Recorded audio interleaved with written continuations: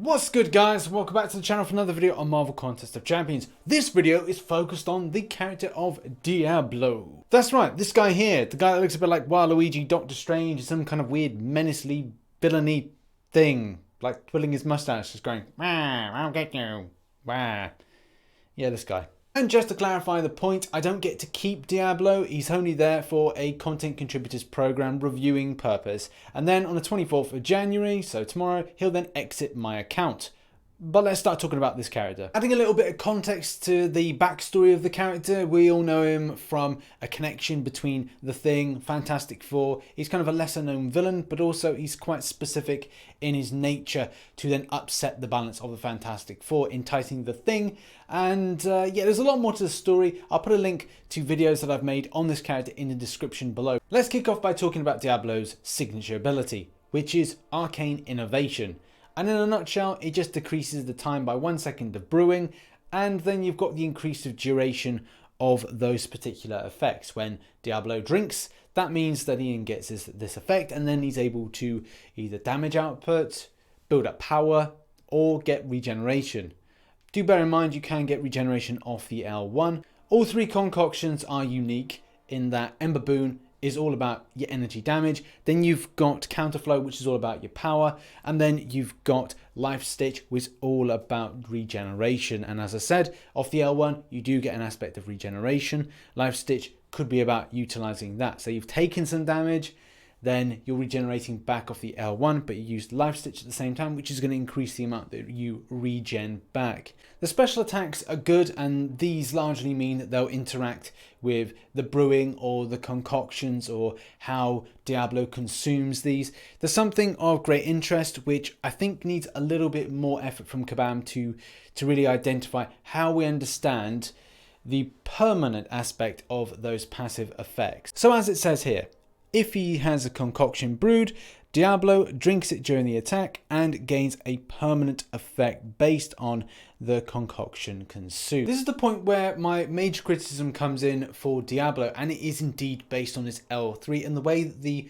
permanent effects stack that you can't actually see. Kabam's general response to this is that the champion was created with so many things going on that if they then added in that extra aspect of taking stacks up on the different types of concoctions, that you'd largely get very much confused with all the different effects going on. And yeah, I do agree with that, but at the same time, when it comes to those long haul fights, like we did, or like I tried to attempt with Winter Soldier, it would be nice to see how these things are stacking and how the damage output increases to make it really a presentable champion to the community for either being damage output or have other different capabilities in different sections of the community and the contest. But one thing that's quite impressive is a unique champion like Diablo coming in. We've got champions similar in the way they function, Rocket Raccoon, with the way that he switches different types of shield.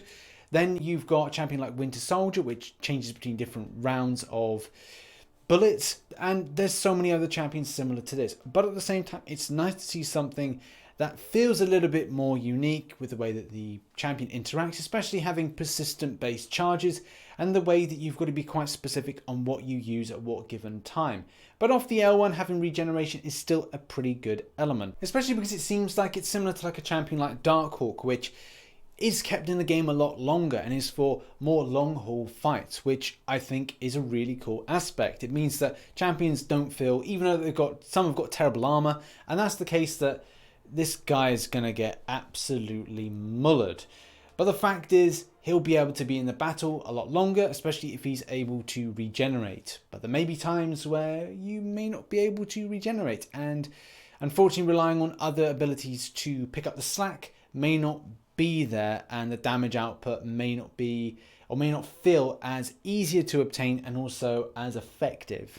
Also, when it comes to where you think this champion would be of great value, largely it's all about questing, as we've sort of discovered.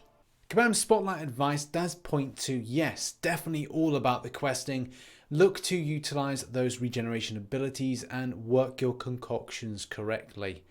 And as well, when it comes to really tricky nodes, in particular Starburst, which, you know, is a real pain in the butt. and does mean you're going to be taking damage, so Diablo's regeneration does come in well. And yet, with access to things like stun immunity, regeneration, nullifying, and poison resistance, will you indeed want to use Diablo in a more questing format? Will you be using him next month? It's really hard to tell. And that's absolutely one of the key questions. With a lot of different champions coming into the game, lots of popular ones, lots of decent ones are going to be added this year. Will this be one of those characters that just falls by the wayside, where we just kind of go, oh, would we use them that much? It is, again, really hard to tell. With popularity going with champions like Ghost, with Corvus, with Blade still having some elements of popularity, as well as all of the champions that you'll put in defense. Is this going to be an attacking champion or questing type champion that is or is not going to be used quite as much? In short, there's a lot of things to like and dislike about the character. It's very easy in some aspects to do the switches of different brews and obviously the consuming of those concoctions. It's new, it's unique, or it's similar to a lot of stuff going on, but it still feels quite unique in the way that it plays about. I don't like, as we said, the aspect that when you want to see the stackable ability of the L3 with the permanent effects, you can't really see it because it's not there in the top left hand corner. Yeah, I agree with Kabam that there is a lot of things going on at one given time, but at the same time we want to be able to get those statistics of the damage output. Yeah, okay, are we definitely doing this? Are we definitely doing that? Okay, does it stop at this number? Does it stop at that number? Is it always 4? Is it not 4? You know, loads of different questions would like to be answered on that. But still, it does look like a good champion. I just don't know if I can see a lot of people using this in the long term. As well, you know, we've got champions like Ghost, which have extensive popularity, Corvus, Proxima Midnight, Blade still is among one of the top rated champions in the game. Obviously, because there's going to be the crystals going back in again with a featured 5-star. Don't know why that's happening, but hey, it's another story for another video. But the fact is, where do you guys lie on this champion?